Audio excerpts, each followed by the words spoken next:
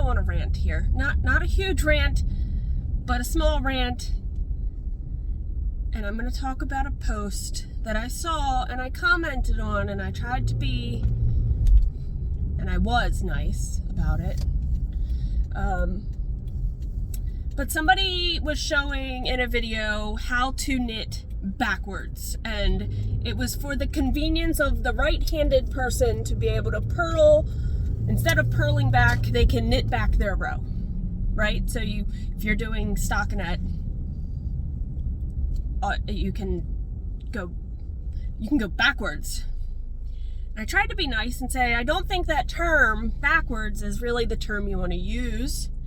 I feel like saying knitting left-handed or mirror knitting is better, because I've been told many times in my life that I am knitting wrong or whatever, being a lefty. Like, do lots of things because I'm left-handed, I do them wrong. I mean, so like an example of like, if you were to use the term backwards, like you call a gay marriage backwards, that's not okay. So saying that I am doing something backwards feels just negative in my mind.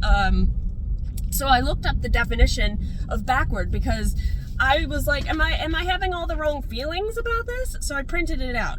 So to use backward as an adjective, having made less than normal progress. Or there was a hidden definition that said having an intellectual disability.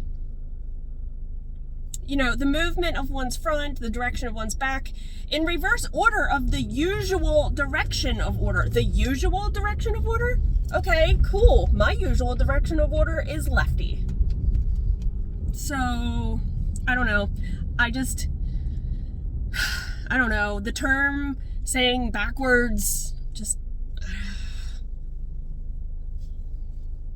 sounded so wrong to me, and I was nice about it, and I just don't think the person understood what I was saying. And I could private message this person possibly and just be like, hey, it just affected me in a weird way, and not, quote, hurt my feelings. I don't want to be that person. Like, we've all dealt with comments that are not the right comments that have been made over our lives. But, I don't know. That one just really hit me weird. It just hit me weird, and I just had to rant about it. And, yeah. Sorry, not sorry. I don't know. Just call it, like, left-handed knitting. Like, my knitting is technically going in the opposite direction, but that doesn't mean it's backwards. Like, you can look at one of my projects and compare it to a right-handed person's project, that somebody who knits right-handed and the dominant, the working needle is in the left hand or the right hand. Mine's in the left hand. I don't know if you'd be able to tell the difference in the project if it was knit backwards by a lefty or someone who, there's actually lots of lefties who knit right-handed with the needle in their right hand because that's how they were taught. So, okay, and rant.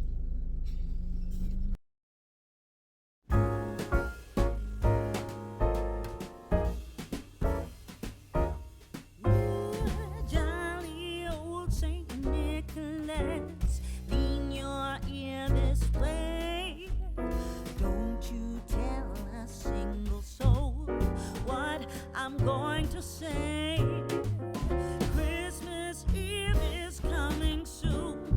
Now are you, dear old man? Whisper what you bring to me. Tell me if you can. When the clock is striking 12, when I'm fast asleep, down the chimney broad and black, with your pack, your queen, all the stockings you will find hanging in a row. Mine will be the shortest one, you'll be sure to know.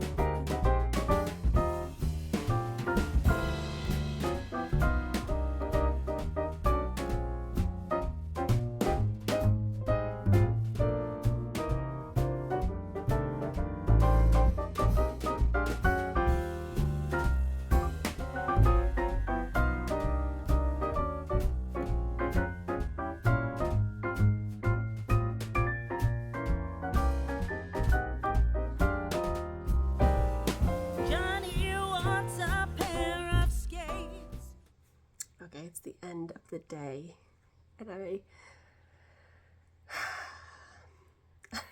I apologize for my rant. I then even ranted to my left-handed friend about how I felt.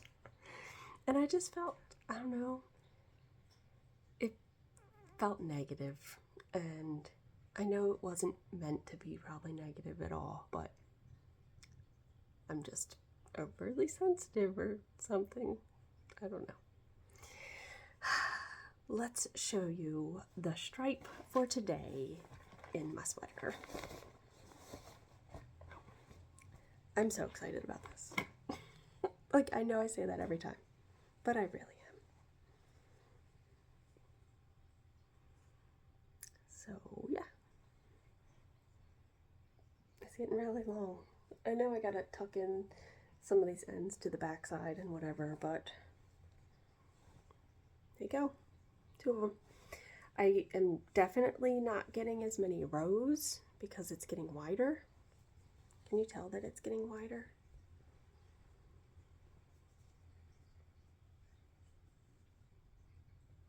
I think you can tell. All right, so that is done, and I'm not sure. I'd have to look at the pattern again to see where. I thought I was going to be ready for the body stuff, but then I didn't realize I was doing that rapid increasing for the top of the sleeves. So that's where we are with that. I picked up the stitches for my Autumn League pullover, and I am working on that. I found my 16-inch circulars in a US 7. So there you go. And I still have my lifeline in, or it was holding the stitches. And I just feel like they're going to go super fast. I'm so excited about that. The only thing I didn't show was one of the purchases I made a few purchases at the festival that we went to yesterday. We had found this puzzle company at the festival, and they, I don't know if they laser cut all these pieces, but Hazel has had this one for a long time. So she's had this one probably since she was like 3. And this is meant for younger kids, so I'll show you that one.